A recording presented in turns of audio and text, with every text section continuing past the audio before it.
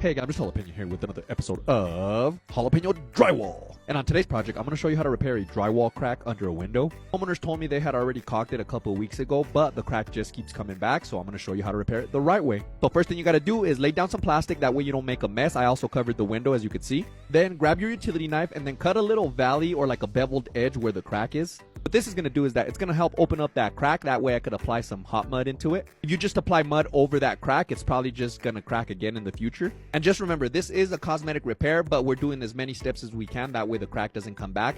But if there's foundation issues and stuff like that, it probably will come back. But anyways, now I'm just going to check with my stud finder and see if there's any studs behind that crack. And luckily there was one there. If you're doing this type of repair and there's no backing behind the drywall, you might have to open up the drywall and put some backing. But since there is some backing here, all I have to do is just put a couple screws on each side of the crack. This is going to help tighten that drywall up against the stud. That way, in case there's any movement, it's not going to crack as easily. Just make sure you don't put those screws in too deep. That way you don't tear the drywall paper up. And now I'm going to mix up a little bit of this Easy Sand 5 or hot mud to pre-fill that crack. You can also use regular joint compound, but if you want to finish the patch in one day, I do recommend that you use Easy Sand 5. And as you can see, I'm applying that hot mud directly onto the crack. Just make sure you really push it in there, that way it's nicely filled. And after you're done with the pre-fill, it's time to fiber fuse. You can also use paper or mesh tape for this step, but I personally like to use the fiber fuse. And what this is going to do is that it's just going to help reinforce that area. Like I said, all these steps here is so that it doesn't crack again in the future. This is a very important step, so just make sure you don't skip it because it will crack without any tape.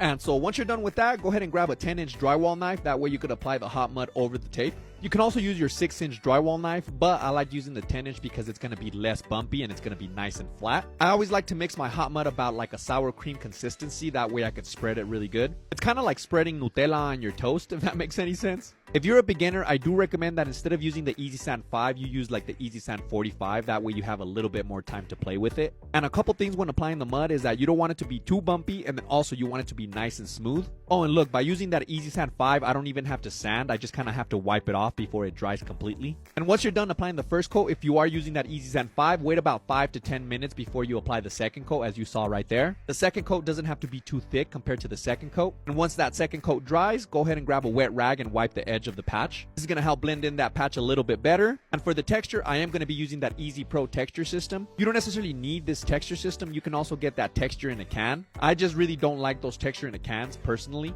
This type of texture I'm doing here is called knockdown texture. Obviously, if you have flat walls, you don't have to worry about the texture. But if you are doing this type of texture, once you shoot it, let it set for about 5 to 10 minutes before you knock it down. As you saw earlier, I was using my magic trowel to knock it down. You don't necessarily need the magic trowel. I do recommend it, but you can also use your drywall knife.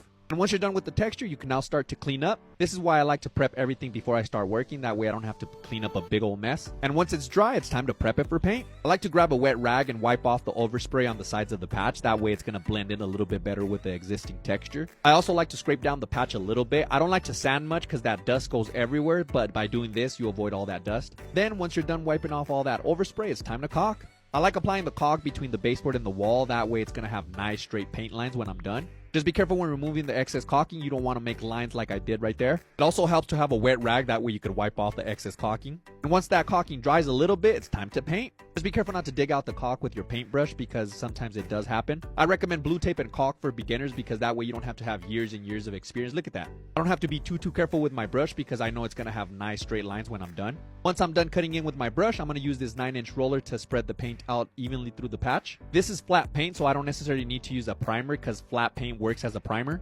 So I've been told. Just make sure you feather out the paint. That way it blends in a little bit better. You're going to have to do 2 coats of paint. That's what I ended up doing here. And once you're done with that, you could pull the blue tape. And as you can see, nice straight lines. And if you want any of the tools or materials that I used here in this video, go to my Amazon storefront and you could get them there. They are affiliate links, so I do benefit monetarily if you're kind enough to use them. And yeah, what do you think of this repair? Do you think it'll last? Let me know in the comments. Jalapeno Solutions. Boom. A little too early.